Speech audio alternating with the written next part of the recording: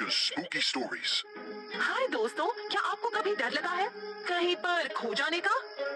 वैसे तो मैं कभी खो जाने से नहीं डरती हूँ, पर एक बार मैं खो गई थी और फिर मैंने सुनी एक प्यारे किचन की कहानी। तो एक वक्त की बात है, एक घर में रहता था एक मामूली किचन। ना वो अनोखा था और ना ही इतना खास, पर एक बात तो थी, वो ये कि जब भी वो घर से बाहर निकलता था पल भर में खो जाता था। एक दिन वो सड़क पर आ गया, जमीन पर लुढ़कने के लिए या फिर थोड़ा घूमने के लिए, और फिर उसे समझ ही नहीं आया कि वो कहाँ है। वो किसी बेंच के नीचे एक कोने में दुबक कर बैठ गया और डर से कांपता रहा। सब कुछ अनजाना सा था, उसे पता ही नहीं था कि उसका घर कहाँ है, और उसने सोचा कि काश वो अभी अपने मालिक के पास अपने घर पर होता। अंधेरा होने लगा था, उसके आसपास कई सारी बिल्डिंग्स थी और अकड़ू डॉग सैर करने निकले थे।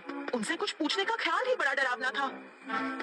तो उनके सामने से चाहे कोई कैट गुजरा या कोई डॉग, उनका किचन पर ध्यान ही नहीं गया।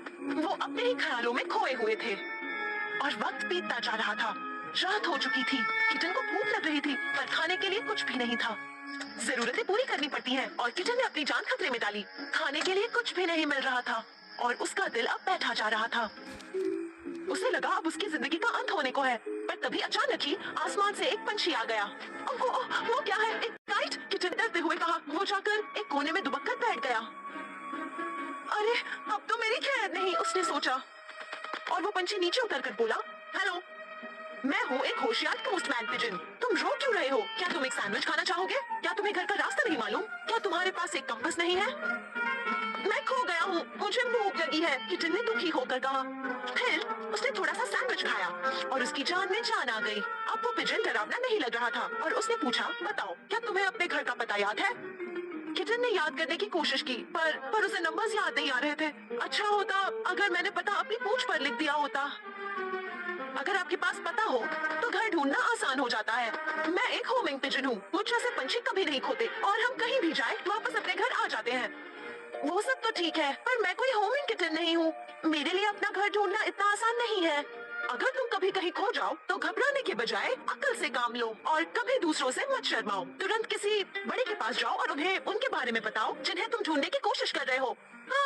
किटन खुशी से उछल पड़ा, ये बहुत आसान है। मेरी मालकिन के चेहरे पर छोटे छोटे डॉट्स हैं और उनकी नाक थोड़ी ऊंची है। उन्हें कैंडीज पसंद है और उनकी जेब में हमेशा कैंडी रैपर्स होते हैं। उनके बाल सीधे हैं, लाल रंग के, और उनमें लगे हैं बोस, और सब उन्हें कहते हैं माशा।